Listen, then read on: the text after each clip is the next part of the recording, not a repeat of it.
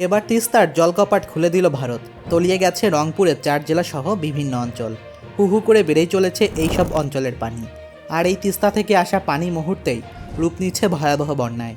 এই বন্যার কারণেই ভেসে গেছে রংপুর জেলা ও তার পার্শ্ববর্তী অঞ্চলের ঘরবাড়ি, রাস্তাঘাট, স্কুল, কলেজ ও মসজিদ, মাদ্রাসা। বন্যার কারণে মানুষের আর্তনাদ এখন সবার কানে বাজছে। যেন বাংলার জন্য তিস্তা অভিশাপ হয়ে দাঁড়িয়েছে।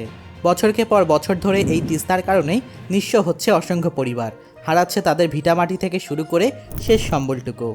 উজানের ঢল আর টানা বৃষ্টিতে উত্তরের তিস্তা নদী আজ যেন এক অশান্ত দানব। শনিবার মধ্যরাত থেকে তিস্তার পানি বইছে বিপদসীমার উপর দিয়ে। জলকপাট খুলে দেওয়া হয়েছে ডালিয়া ব্যারেজের, আর তার সঙ্গে পানি ঢলে ডুবে গেছে 4 জেলার নিম্ন অঞ্চল। হাজার হাজার ঘরবাড়ি এখন হাঁটু থেকে কোমর সমান পানির নিচে। শুধু রান্না আর খাওয়া দাওয়ায় কষ্ট নয়, বিপাকে পড়েছে গবাদি পশু আর তলিয়ে গেছে শত শত হেক্টর ফসলি জমি। এক কৃষক তার সারা বছরের শ্রম আর স্বপ্ন সবই তিস্তার পানির সঙ্গে ভেসে গেছে। তার আমন ধান, বাদাম সব কিছুই শেষ। অনেকে উঁচু স্থানে আশ্রয় নিয়েছেন, তারা এখন যৌথভাবে রান্না করছেন।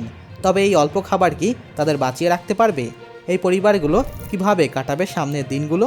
বন্যার কবলিত এলাকায় সাহায্য পৌঁছানোর চেষ্টা করছে সরকার। ত্রাণ কার্যক্রম চলছে, তবে এই অল্প সাহায্য কি তাদের কষ্ট কমাবে?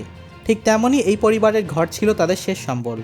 সারা বছর কাজ করে জমানোর টাকায় ঘর তৈরি করা হয়েছিল, কিন্তু এক রাতে বন্যায় সব কিছু ভেসে গেছে।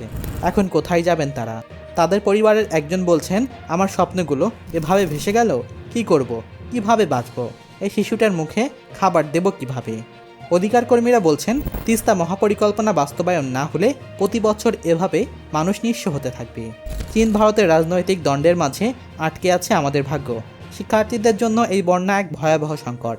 তাদের স্কুল তলিয়ে গেছে, পড়াশোনা বন্ধ, তাদের ভবিষ্যৎ এখন পুরোপুরি অনিশ্চিত। তিস্তার পানি বাড়তে বাড়তে কমে যাবে, কিন্তু মানুষের কষ্টের আর্তনাদ তা কি কোনোদিন থামবে?